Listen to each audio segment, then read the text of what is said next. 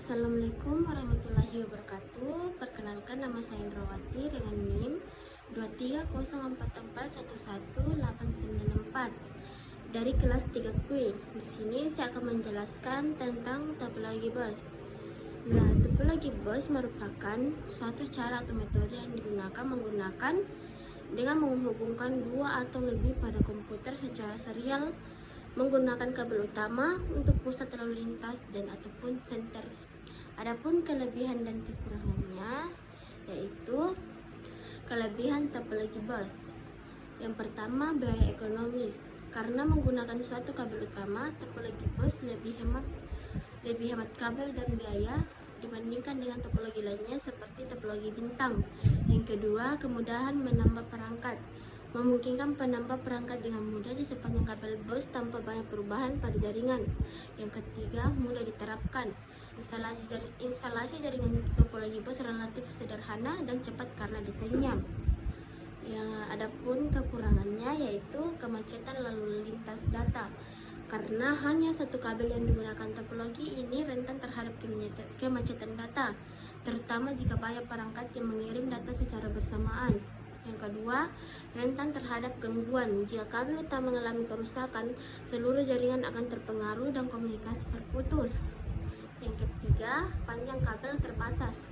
Panjang kabel yang digunakan terbatas dan perform jaringan akan menurun jika terlalu banyak perangkat yang terhubungan. Di sini saya akan menjelaskan tentang switch. Perangkat jaringan yang berfungsi untuk menghubungkan beberapa perangkat dalam satu jaringan lokal atau LAN dan memungkinkan mereka untuk berkomunikasi satu sama lain dan efisien.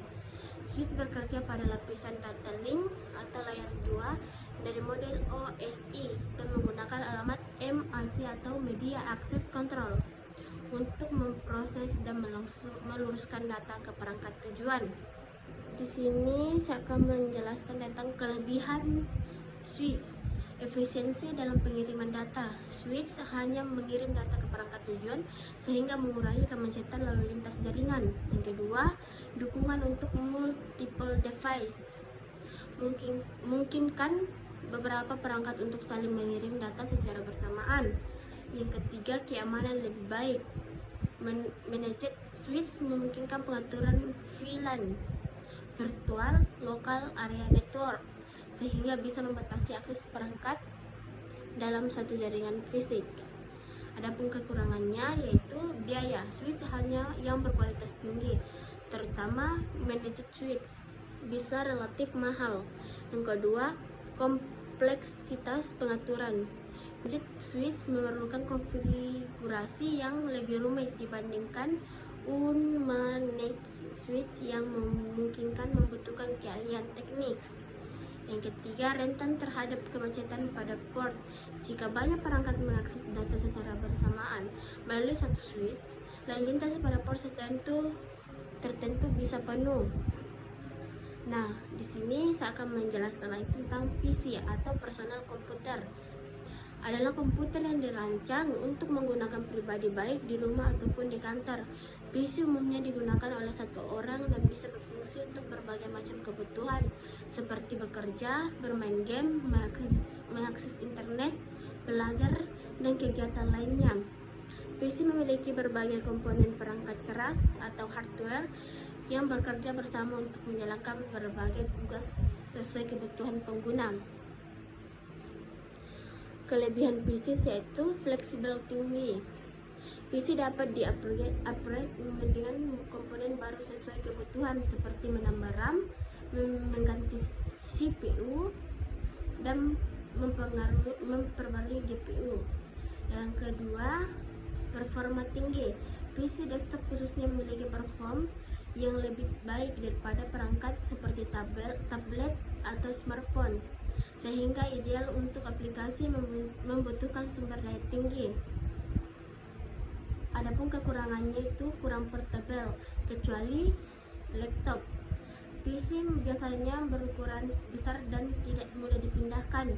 Yang kedua, konsumsi daya lebih tinggi. Komponen PC terutama yang bekerja tinggi memerlukan daya listrik yang lebih besar. Nah, Di sini saya akan menjelaskan tentang media transmisinya. Media yang sering digunakan dalam topologi bus adalah kabel koaksial, namun di sini saya menggunakan kabel UTP untuk menghubungkan dua perangkat yang berbeda menggunakan kabel straight.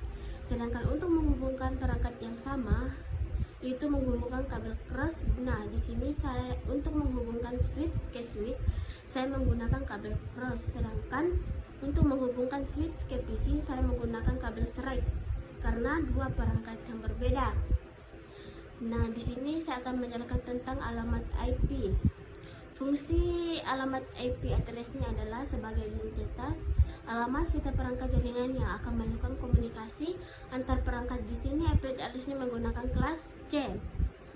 Nah, pada PC 01 IP address-nya 192.196.110.5. Subnet max-nya 255.255.255.0. Sedangkan PC satunya saya IP address-nya 192.198.10.0. Subnet max-nya 255.255.255.0. PC 2-nya subnet mask-nya IP address-nya 192.198.10.2. Subnet mask-nya sama. PC 3 IP address-nya 192.198.10.3. Subnet mask-nya sama. Sedangkan PC 4-nya IP address-nya 192.198.10.4. Subnet mask-nya 255.255.255.0. Mungkin itu saja yang bisa saya jelaskan tentang mengenai topologi bus saya. Jika ada kekurangan mohon maaf.